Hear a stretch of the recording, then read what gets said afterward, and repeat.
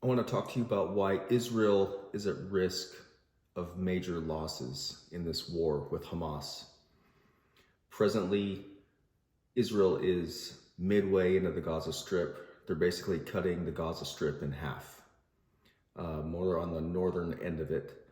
And they're expecting a major speech from Hassan Nasrallah, the commander or leader of the Hezbollah forces in the north in Lebanon. He really controls everybody in Lebanon, Syria, Iraq. He answers to the Iranians. And then also the Yemenis, the Houthi rebels owned and operated by Iran. They're down in Yemen. They've risen up. They're shooting ballistic missiles at Israel all the way from, 800 to 1,200 kilometers away. So this thing's really ramping up. And I'm telling you that I think that there's a risk for Israel to take heavy losses. Now, the risk for them to take these heavy losses is not because of the strength of their enemy. The risk is within Israel itself. Because I look at this whole thing biblically. I think that we should be doing that right now. How is this going to shape up? We know that in the end of days, which we may be approaching, definitively, yes, we are approaching the end of days as every day passes by. But is this battle leading up to the end of days? I think there's a decent likelihood that yes, it is. It is going to eventually shape into something different. This is not the Battle of Armageddon. This is not the battle of Gog and Magog of Ezekiel 38 and 39. But this battle presently has the potential to shape up and project the nation of Israel into those battles in the future. All of the players listed in those further fights are at the table today. So Israel's risk. Israel puts their strength in their armies. And that's the common theme throughout the entire world, is to put your strength in your army, put your strength in your muscles, put your strength in your intellect. And we all do that, right, on a daily basis. And here's the risk of that. That's never how Israel has won. Look at the biblical history of Israel. Who is it who fights Israel's battles? It's the Lord. Let me show you something out of 1 Samuel 17 where David went up against Goliath.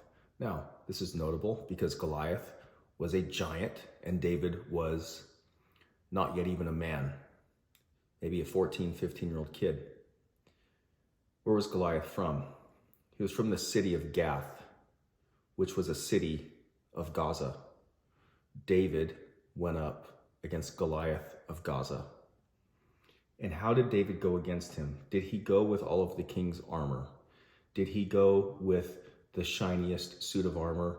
And did David go with the most ripped muscles? Was he of incredible strength and accuracy? No, he wasn't. He was a boy. He was a youth. He was a shepherd of sheep. Everybody else was scared. Every other person in the Israeli defense forces at that point in time was intimidated by Goliath and the Philistines. And they weren't worthy to go, or they weren't willing to go into the fight because they looked at the physical aspects of the fight. And David did not do that. When David eventually comes to Goliath with his sling in hand,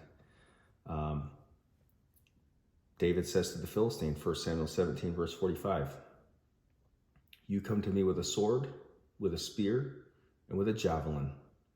But I come to you in the name of the Lord of hosts, the God of the armies of Israel, whom you have defied. This day the Lord will deliver you into my hand, and I will strike you and take your head from you. And this day I will give the carcasses of the camp of the Philistines to the birds of the air and the wild beasts of the earth, that all the earth may know that there is a God in Israel."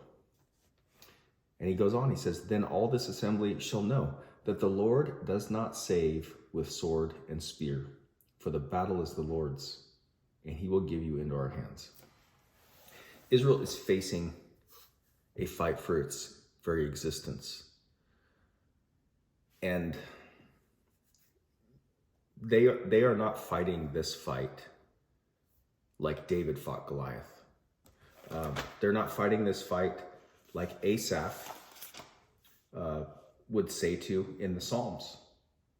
In Psalm 44, Asaph says, "You are my king, O God. Command victories for Jacob. Through you, we will push down our enemies. Through your name, we will trample those who rise up against us. For I will not trust in my bow, nor shall my sword save me. But you have saved us from our enemies, and have put to shame those who hated us. In God we boast all day long, and praise your name forever." The psalmist here, he is not looking at the army of Israel and seeing strength. In fact, he sees weakness. He's looking at the God of Israel, and that is where he finds strength. Now, this whole thing in the Middle East, eventually it's going to come down to Zechariah 14. Someday. When that day is, nobody knows. But eventually, the nations surrounding Israel, led by the Antichrist, are going to come against Israel, and they are going to do to it essentially what Hamas did to it on October 7th, where the villages and the cities are going to be pillaged. Jerusalem is going to be split in two. All of the houses ransacked. The men are going to be murdered and taken into captivity, and the women are going to be raped. It is going to be October 7th in the southern portion of Israel across the entire land. It is going to be the most devastating and barbaric attack that the nation of Israel has ever seen, and I would say that the world has ever seen, because every Islamic army on the planet is coming against Israel. And Israel will not win this fight because of the Merkava tank, because of the Iron Dome, because of their, super high-tech weaponry. They're going to win this fight because it is the Lord who will fight for them. Isaiah 52:12. The Lord goes before you, and the God of Israel is your rear guard. That is such an important passage to me.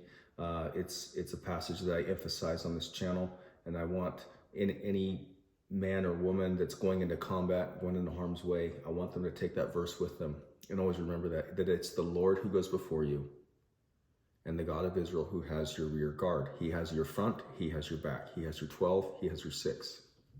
And, let's say you're not in a combat theater. Let's say you are working for an employer, you are an employee, you are doing a mundane, everyday, freaking boring job, or maybe you're running a business, or maybe you're in a high-stress profession where it's like, you're always feeling outnumbered, you're always feeling alone, you're always feeling like whatever situation is in front of you is too much for you. The Lord goes before you, and the God of Israel is your rear guard. Do not trust in your bow. Do not trust in the armies. Do not trust in your muscles. You trust in the Lord. Now, he arms you with strength for the battle. It comes from him. Such an important distinction between it came from you and it came from him. And I believe, getting back to the Israel issue, they may end up taking heavy losses because they don't trust in the name of the Lord. They don't know who their God really is right now. There's coming a day when they recognize that the one that they pierced on the cross is the God of Israel. When they realize that, they will weep and mourn as a woman mourns for her children. And until that time, they stand at great risk to take heavy losses. And that is going to have an effect on us here because, the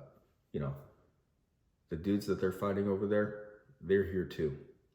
And we have to stay ready. And we have to remember that the battle is the Lord's. Wherever we go, the anxieties that we take with us, the worries, the things that we're concerned about in our nation, remember that the battle belongs to the Lord.